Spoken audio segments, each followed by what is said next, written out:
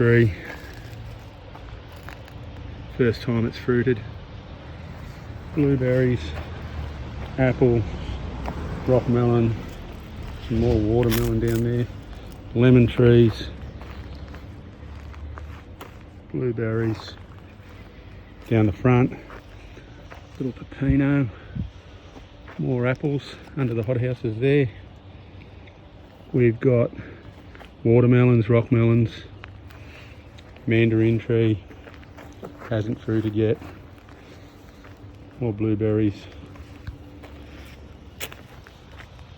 strawberries, and little bottles filled with sediment from the homebrew. Microgreens or New Zealand spinach. We've got passion fruit about to run there. Experiments here, still adopting square foot gardening.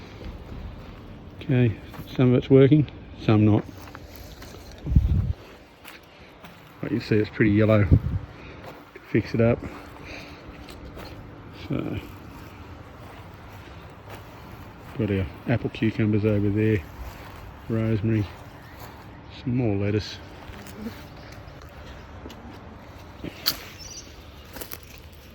Lettuce,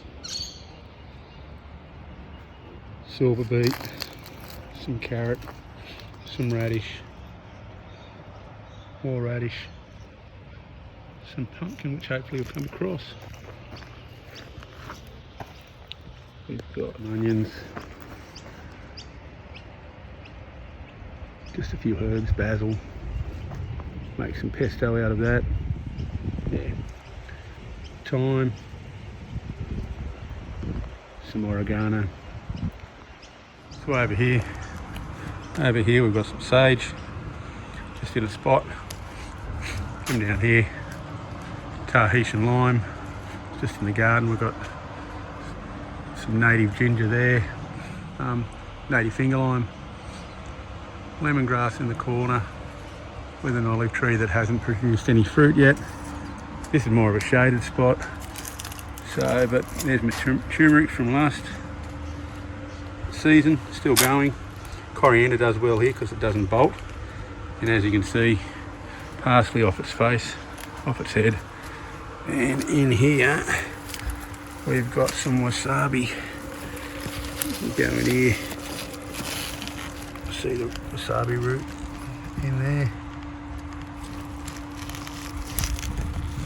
There it is. Okay, so when you're gardening in small spaces, you don't have to think too far outside of the box. These here, or this here, I grow indoors, and I can grow like just under this one light, I can grow like 3 batches, but I only grow one of these a week. Because yeah, just to keep up with them, you got to eat them. But these are my radish microgreens. So what I do is I will, they're all in cocoa fibre with some vermiculite on top. And what you do is you black them out for 2 days. This has been blacked out for 1 day now. And make sure every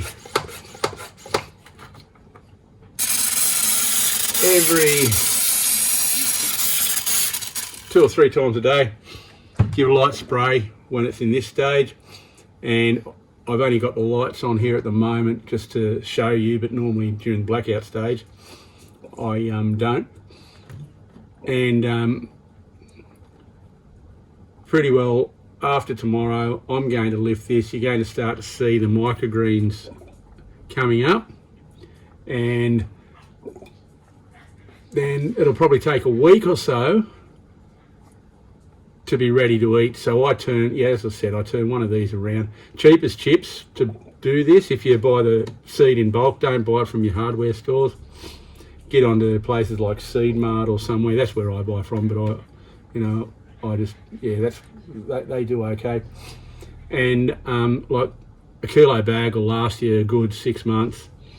And it probably costs you about $20-30 or something for. I'm not sure. I haven't bought one for a while now, so I don't know.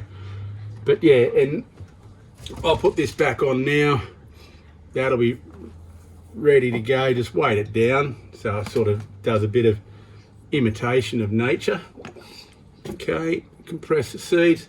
Tomorrow I'll pull those off. I've normally got a paver there to weigh it down, but I'll pull them off tomorrow, and within a week, five days or so, I'll be eating microgreens. The family will be eating microgreens in no time. Also, one of these guys, sprouting jar. Okay, good for your broccoli sprouts and that.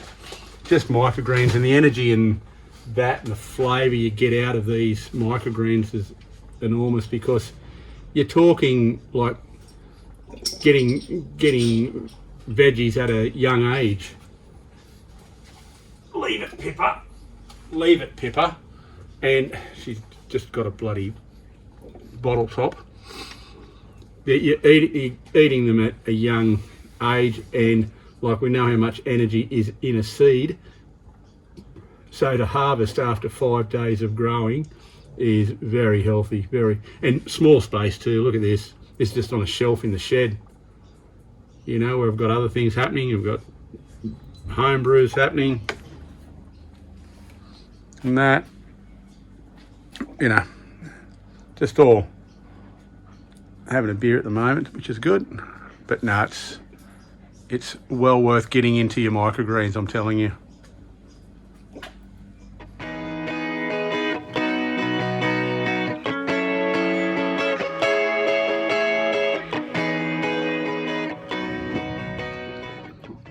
So we don't just do the homebrew, but there's my scobies when I want to do some kombucha. Love fermenting.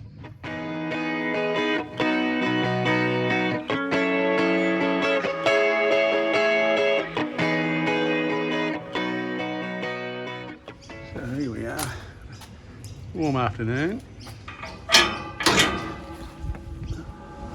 Okay, so here we are. So we don't just rely on growing in the soil. This is just a crack key method in a fair bit of shade, which is good for the warmer weather coming up, and that's just going to provide me with my lettuce and rocket to save it from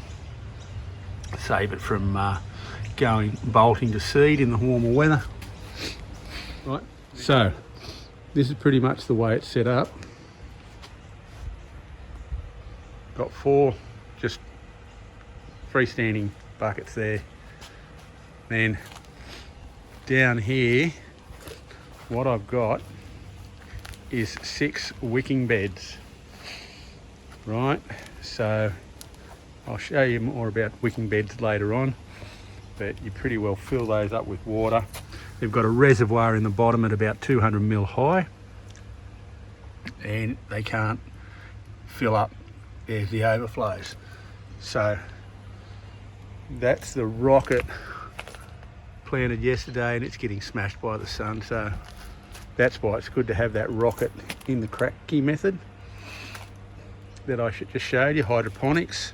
So these are the wicking beds. These are the 6 wicking beds that I've got. Okay, and then the corn, even the corn's looking a bit how you going, but the corn doesn't mind that. The beans, which I'm struggling with.